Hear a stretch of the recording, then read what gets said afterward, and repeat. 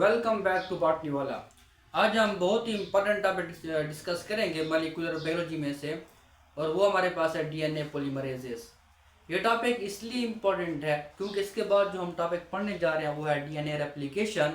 और DNA replication पढ़ने से पहले डीएनए रेप्लिकेशन की जितनी भी एंजाइमोलॉजी है वो हमें आनी चाहिए। तो इसलिए आज से हम स्टार्ट कर रहे हैं डीएनए पॉलीमरेजेस। अगर हम बात करें डीएनए पॉलीमरेजेस की, तो पहले हम डिस्कस करेंगे डीएनए पॉलीमरेज यूकैरियोट्स के अंदर, और फिर हम उसमें डिफरेंस देखेंगे, और फिर हम डिस्कस करेंगे किसका, यूकैरियोट्स के अंदर। अगर हम डीएनए पॉलीमरेजेस प्रोकैरियोट्स की बात करें तो प्रोकैरियोट्स के अंदर 5 टाइप्स के क्या है हमारे पास डीएनए पोल पाए जाते हैं।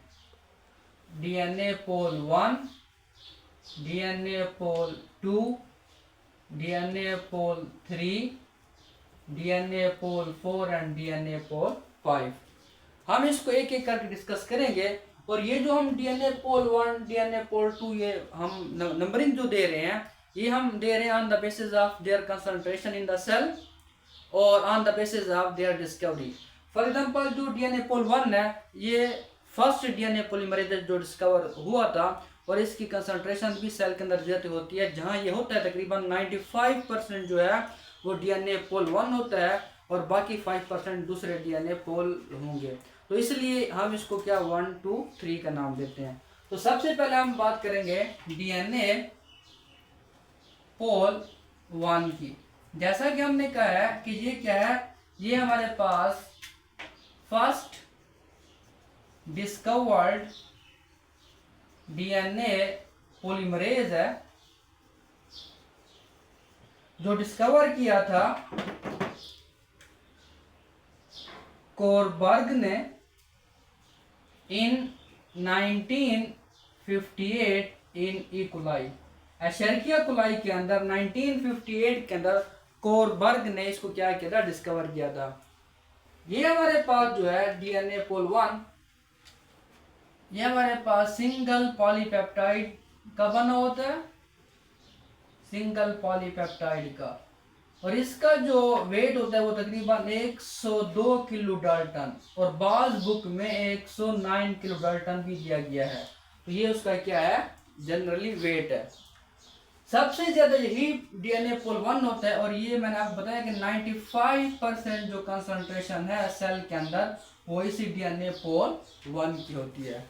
ये जो डीएनए पोल 1 है, ये 3 इंपॉर्टेंट कैटालिटिक फंक्शन परफॉर्म करता है। DNA pol 1 3 catalytic function perform करता है, और वो कौन कौन से है। सबसे पहला हमारे पास ये है कि ये क्या करता है, ये 5 to 3 ये पॉलीमरेज एक्टिविटी करता है, और उसको हम क्या बोलेंगे कि ये क्या करता है, गैप फिलिंग करता है।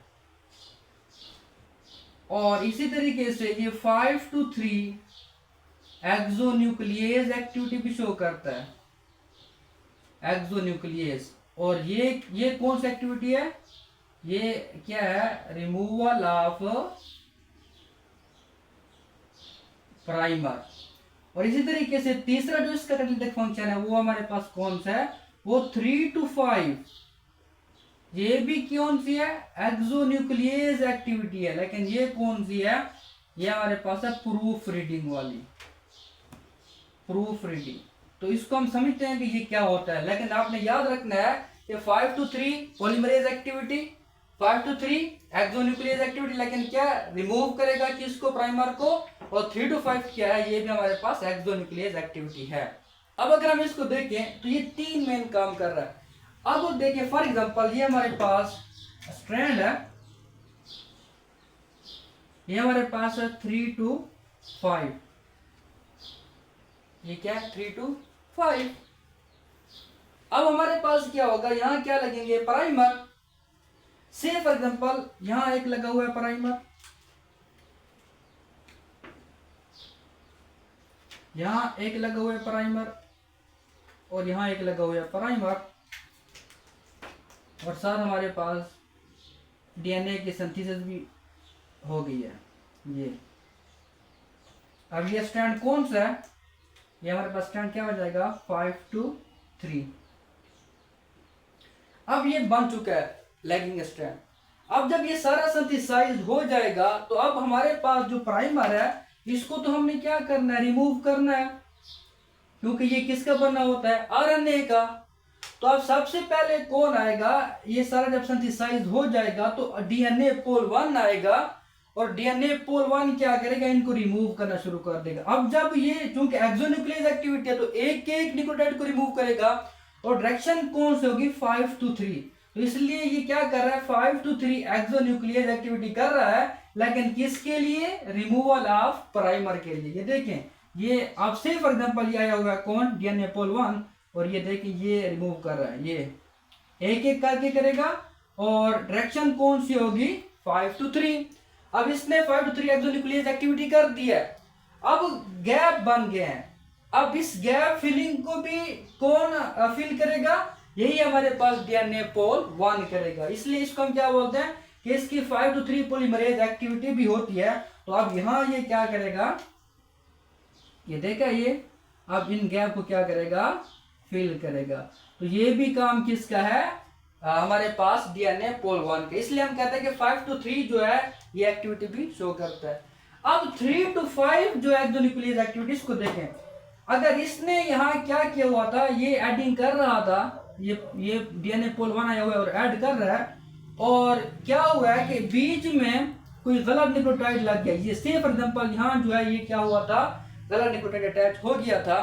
तो अब ये क्या आएगा, दोबारा वापस आएगा और इस रॉन्ग न्यूक्लियोटाइड को क्या करेगा, रिमूव करेगा।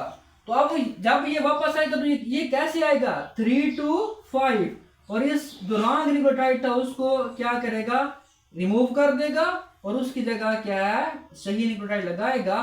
तो अब ये भी एक्सोन्यूक्लियस एक्टिविटी है, लेकिन ये कौन सी होगी 3 to 5, और ये किसके लिए है, ये हमारे पास प्रूफ रीडिंग के लिए है। तो 3 मेन कैटालिटिक फंक्शन परफॉर्म करता है आपका डीएनए पोल 1। अगर हम इसको मजीद देखें तो इसकी जो शेप होती है, इसकी शेप हमारे पास एक हैंड है। फॉर एग्जांपल अगर हम यह बना लें, ये थंब है, एक हम हैंड बना लें, और ये उसकी क्या फिगर है, फिंगर है, और ये उसकी क्या होगी पाम। तो इसकी शेप बिल्कुल ऐसे होती है, ये ऐसे थंब, ये पाम और फिंगर। यहां हमारे पास इसकी क्या होता है, बीटा स्ट्रक्चर होता है, ये भी अल्फा है और यहां भी क्या होता है अल्फा। तो इसकी जो अरेंजमेंट वो है वो कैसे होगी, अल्फा बीटा अल्फा, यानी कि एक मोटिव बन जाएगा प्रोटीन का। मोटिव क्या होता है कि जब हमारे पास एक ही पॉलीपेप्टाइड चेन के अंदर या एक प्रोटीन के अंदर more than one secondary structure हो, तो इस पर्टिकुलर प्रोटीन स्ट्रक्चर को हम क्या बोलते हैं, मोटिव बोलते हैं, मोटिव। तो ये एक मोटिव की भी एग्जांपल है, अल्फा बीटा अल्फा, यहाँ आपको क्या मिलेगी, चेंज मिलेगी।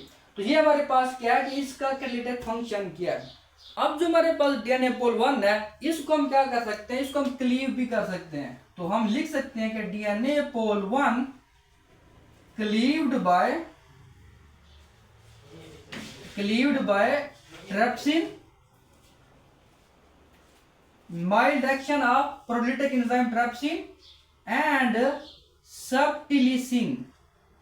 ये दो हमारे पास प्रोटीलिटिक एंजाइम है जो इसको क्लीव करेंगे दो फ्रेगमेंट के अंदर। एक फ्रेगमेंट बनेगा लार्ज और दूसरा फ्रेगमेंट क्या बनेगा, स्मॉल। लार्ज जो फ्रेगमेंट होता है इसको हम बोलते हैं क्लीन्यू फ्रेगमेंट। लार्ज फ्रेगमेंट को हम क्या बोलते हैं, क्लीन्यू फ्रेगमेंट। और ये जो लार्ज फ्रेगमेंट आता है इसमें हमारे पास जो एक्टिविटी ये शो करता है, ये हमारे पास दो तरह की करता है। फॉर एग्जांपल ये एक हमारे पास करेगा 5 to 3 पॉलीमरेज, और दूसरी ये हमारे पास करेगा 3 to 5 एक्सोन्यूक्लियेज। और अगर ये 3 to 5 कर रहा है तो मतलब ये है कि ये कौन सी है, प्रूफ रीडिंग वाली है। और जो स्मॉल फ्रेगमेंट बनेगा ये हमारे पास क्या करेगा, ये हमारे पास 5 to 3 एक्सोन्यूक्लियस एक्टिविटी करेगा, एक्सोन्यूक्लियस, लेकिन कौन सी वाली, रिमूवल ऑफ प्राइमर। तो अगर हमारे पास कोई ऐसी सिचुएशन आ जाती है जिसमें हम कहते हैं कि जो डीएनए है, जो डीएनए जो प्राइमर है वो रिमूव ना हो और हमें एक हाइब्रिड चाहिए, तो फिर हम इसको क्या करेंगे, डीएनए पोल 1 को क्लीव करवाएंगे बाय ट्रैप्सिन या सेप्टिलिसिन, और हमारे पास क्या बन जाएगा, क्लीव फ्रेगमेंट, और हम इसको यूज करेंगे। क्योंकि अब इसके पास जो है वो रिमूवल ऑफ प्राइमर की एक्टिविटी नहीं है, वो किसके पास है, स्मॉल फ्रेगमेंट के पास है। इसलिए अगर हमें हाइब्रिड चाहिए डीएनए और आरएनए का, तो हम इसको क्लीव करके क्लीव फ्रेगमेंट से ये काम करवा सकते हैं। इसके अलावा जो डीएनए पोल 1 है, इसकी जो प्रोसेसिविटी होती है ये बहुत कम होती है। प्रोसेसिविटी का मतलब ये है कि ये कितना टाइम डीएनए के साथ अटैच रहता है और कितने न्यूक्लियोटाइड ऐड करता है। तो ये तकरीबन 10 से 100 तक न्यूक्लियोटाइड ऐड करेगा। इसका मतलब ये है कि जो इसकी प्रोसेसिविटी है ये बहुत कम है, किसकी, डीएनए पोल 1 की। तो ये हमारे पास कुछ कैरेक्टरिस्टिक फीचर थे डीएनए पोल 1 के, जो कि बहुत इंपॉर्टेंट है एग्जाम पॉइंट ऑफ व्यू से, और डीएनए रेप्लिकेशन को समझने के लिए ये आपको एंजाइम का आना बहुत जरूरी है। आज हमने डिस्कस किया डीएनए पोल 1।